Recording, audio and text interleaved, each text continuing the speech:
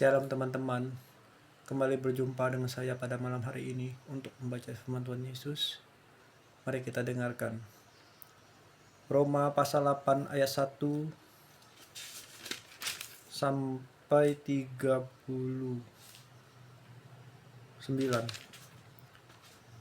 Demikianlah hidup oleh roh. Demikianlah sekarang tidak ada lagi penghukuman bagi mereka yang ada di dalam Kristus Yesus.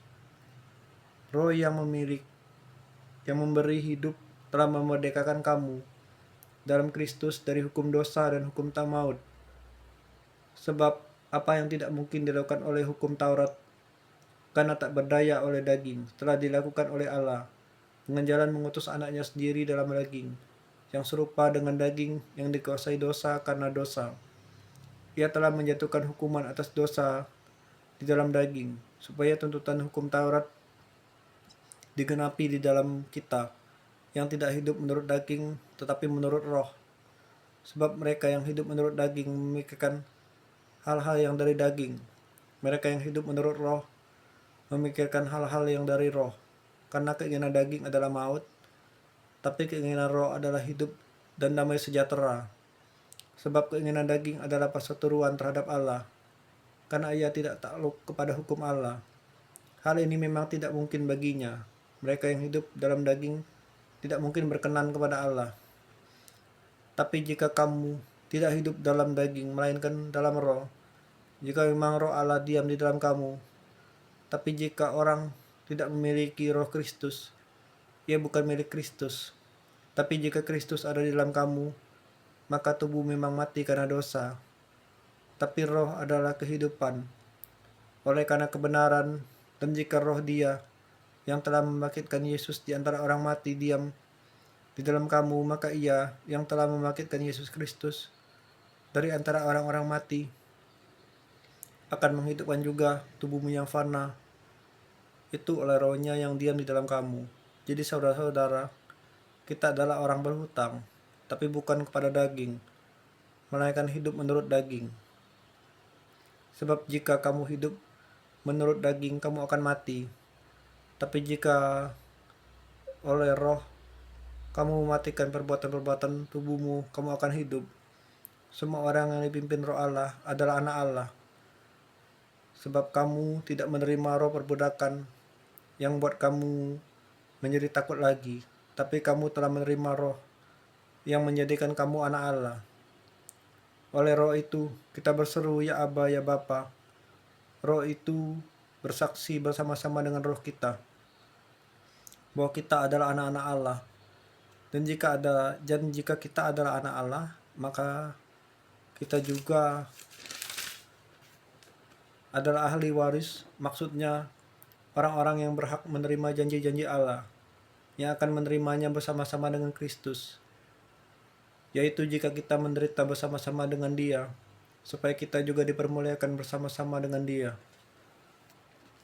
Pengharapan anak-anak Allah. Sebab aku yakin bahwa penderitaan sampai sekarang ini tidak dapat dibandingkan dengan kemuliaan yang akan dinyatakan kepada kita. Sebab dengan sangat rindu seluruh makhluk menantikan saat anak-anak Allah dinyatakan, karena seluruh makhluk telah ditaklukkan oleh kesia-siaan, bukan oleh kehendaknya sendiri, tapi oleh kehendak Dia yang telah menaklukkannya. Tetapi dalam pengharapan, karena makhluk itu sendiri juga akan dimerdekakan dari perbudakan kebinasaan dan masuk ke dalam kemerdekaan kemuliaan anak-anak Allah. Sebab kita tahu bahwa sampai sekarang segala makhluk sama-sama mengeluh dan sama-sama merasa sakit bersalin. Dan bukan hanya mereka saja, tetapi kita yang telah menerima karunia sulung roh, kita juga mengeluh dalam hati kita sambil menantikan pengangkatan sebagai anak, yaitu pembebasan tubuh kita. Sebab kita diselamatkan dalam pengharapan, tapi pengharapan yang dilihat bukan pengharapan lagi, sebab sebagaimana orang masih mengharapkan apa yang dilihatnya. Tapi jika kita mengharapkan apa yang tidak kita lihat, kita menantikannya dengan tekun. Demikian juga roh membantu kita dalam kelemahan kita.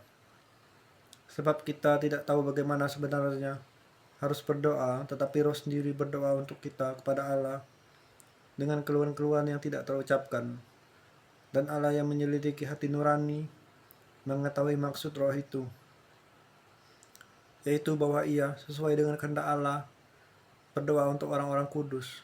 Kita tahu sekarang bahwa Allah turut bekerja dalam segala sesuatu untuk mendatangkan kebaikan bagi mereka yang mengasihi Dia dengan rencana Allah.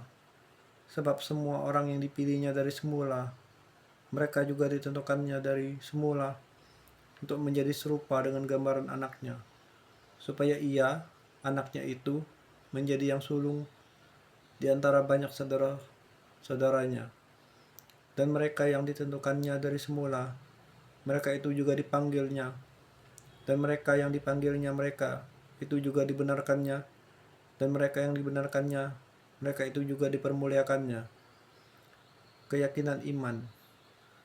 Sebab itu, apakah yang akan kita katakan tentang semuanya itu? Jika Allah di pihak kita, siapakah yang akan melawan kita? Ia yang tidak menyayangkan anaknya sendiri, tapi yang menyerahkannya bagi kita semua. Bagaimanakah mungkin ia tidak mengaruniakan segala sesuatu kepada kita bersama-sama dengan Dia? Siapakah yang akan menggugat orang-orang pilihan Allah?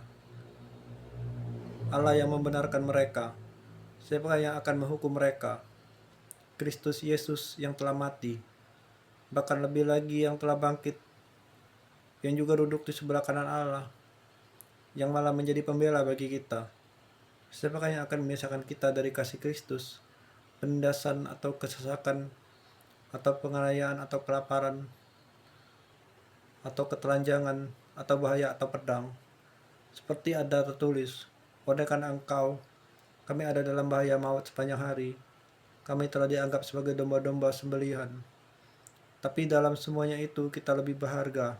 Kita lebih daripada orang-orang yang menang atas Dia yang telah mengasihi kita.